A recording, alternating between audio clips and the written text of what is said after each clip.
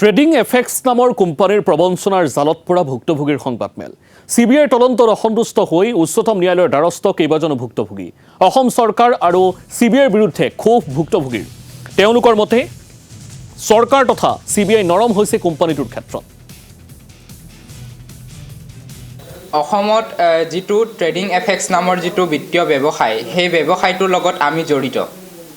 trading effects নামৰ যেটো বিত্তীয় ব্যৱসায় সেই ব্যৱসায়টোক নৰেশ দাহিয়া আৰু জিতেন্দ্ৰ সিং দাহিয়াই দিল্লীৰ নয়ডাৰ পৰা তেওঁ চলাই আছিল তাৰ পাছতে ক্ৰমান্বয়ে অসমলৈ লৈ গ'ল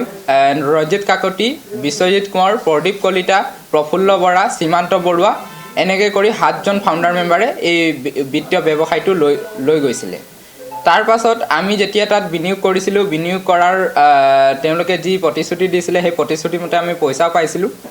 কিন্তু বৰ্তমান অসমৰ মাননীয় মুখ্যমন্ত্ৰী ডক্টৰ হিমন্ত বিশ্ব শৰ্মাৰ যেহেতু আমাৰ অসমৰ চৰকাৰ আছে তেখেতৰ নেতৃত্বত এটা বৃহৎ সিদ্ধান্ত লোৱা হৈছিল যে ট্ৰেডিঙৰ এনেকুৱা এটা যি আছে গ্যাৰান্টেড যেটো ৰিটাৰ্ণ সেই ৰিটাৰ্ণটোৰ যিখিনি দি আছে সেইখিনি বন্ধ কৰাৰ তেওঁলোকে পৰিকল্পনা কৰি ইয়াত বাস্তৱ ৰূপ দিছে সেই ক্ষেত্ৰত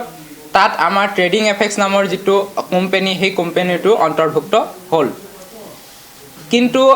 প্ৰশ্ন আমাৰ যে যেহেতু ট্ৰেডিং এফেক্স নামৰ কোম্পানীটোৰ ফালৰ পৰা অসমৰ মাননীয় মুখ্যমন্ত্ৰীয়ে 5 লাখ টকা বান সাহায্যৰ কাৰণে তেওঁ ৰিসিভ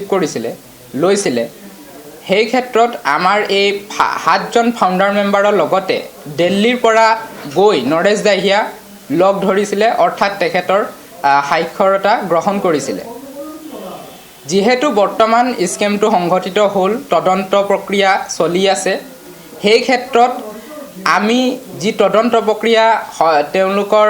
আমি আশা কৰিছিলোঁ খুব ক্ষিপ্ৰ গতিত আগবাঢ়িব আৰু দুখীয়া শাস্তি পাব আমি যেহেতু আশা কৰিছিলোঁ কিন্তু এই আশাত আমাৰ চেঁচা পানী ঢালিলে সেই গতিকে